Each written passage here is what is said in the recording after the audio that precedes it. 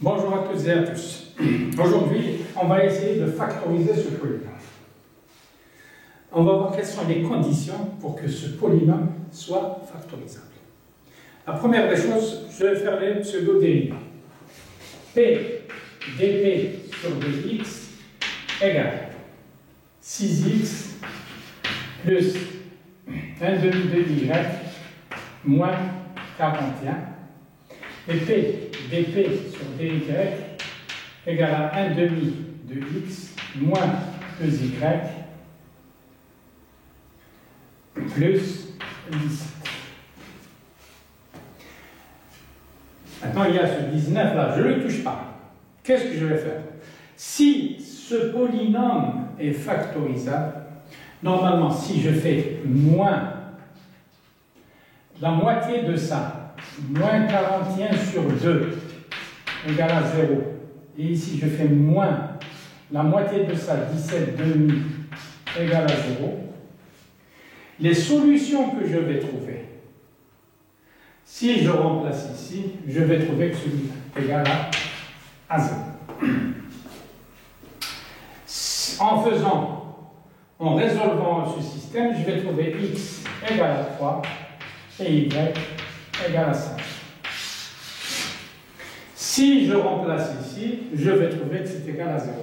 Donc, sûr et certain, puisque ces valeurs annulent le polynôme p de x, y, alors ce polynôme peut être factorisé et il sera égal à a1x plus b1y plus c1 fois a2x plus b2y plus c2 égale à 0. Comment on va trouver les a1, b1, c1, a2, b2, c2? Je reviens ici.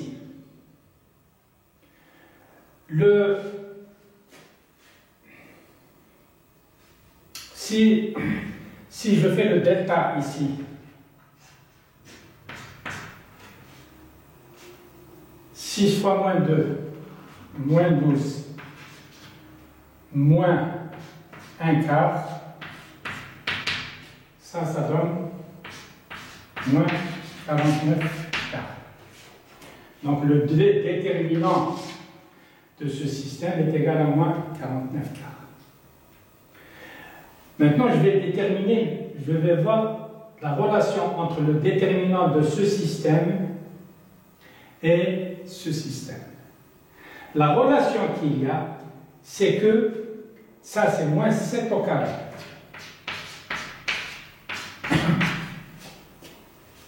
Donc, le déterminant de A1, B1, C1, A1x, B1y et le A2x plus B2y plus C2, son déterminant doit être égal à 7.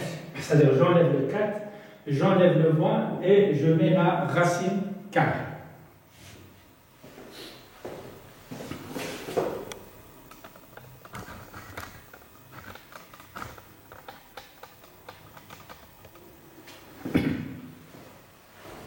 Donc, je vais vérifier ici A1x plus A2, B1y plus C1 égale à 0. A2x plus B2y plus C2 égale à 0. Donc, j'aurai A1 B2 moins A2 B1 égale à 7. Puisque les A, I, B, I, C, I sont des entiers relatifs. Donc je peux prendre, puisque ici A1, A2, ça peut être égal à 6. A1, A2 égale 6. Donc je peux prendre A1 égale à 2 et A2 égale à 3. Je reviens ici. 2b2 moins 3b1 égale à 7. Voilà une équation. En ce qui concerne le xy, le double produit, ici le double produit, ça sert à quoi? A1, B2 ou bien je vais prendre le carré. B1, B2 est égal à moins 2. B1, B2 égale à moins 2. Il suffit de résoudre ce système. Donc j'aurai B2 égale à moins 2 sur B1. Je le remplace ici, c'est moins 4. B1 moins 3 B1. Moins 4 sur B1, pardon. Moins 3 B1 égale à 7. D'où 3B1 carré plus 7B1 plus 4 égale à 0. Delta, 7 fois 7, 49, moins 48, c'est 1. Donc B1 égale à moins 7 plus ou moins 1 sur 6. Donc la seule valeur pour B1, c'est moins 6. Moins sur 6, c'est moins 1. Si B1 est égal à moins 1, donc B2 est égal à 2. Voilà, donc j'ai le A1, j'ai le B1. Maintenant, pour trouver le C1, je remplace ici A1. J'ai trouvé que A1 c'est 2, 2x, plus B1 c'est moins y, plus C1 égale à 0.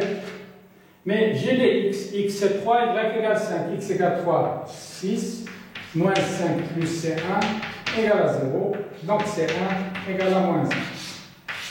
Donc le premier polynôme, c'est A1 qui est égal à 2x, B1 c'est moins y, moins 5. Voilà.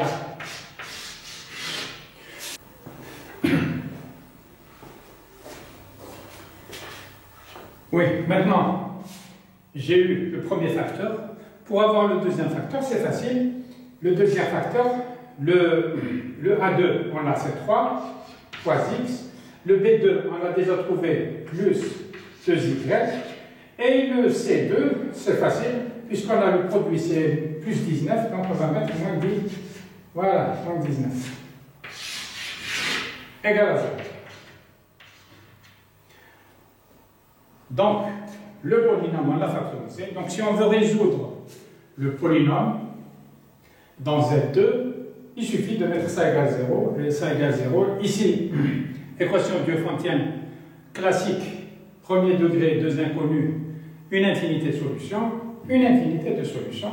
Donc, j'ai les solutions de mon polynôme du deuxième degré à deux variables. On pourra le faire avec 3 variables, 4 variables, du troisième degré, quatrième degré, etc. Pour l'instant, on se contente de ce polynôme. À la prochaine, on fera un polynôme de 3 inconnus du second degré. Merci.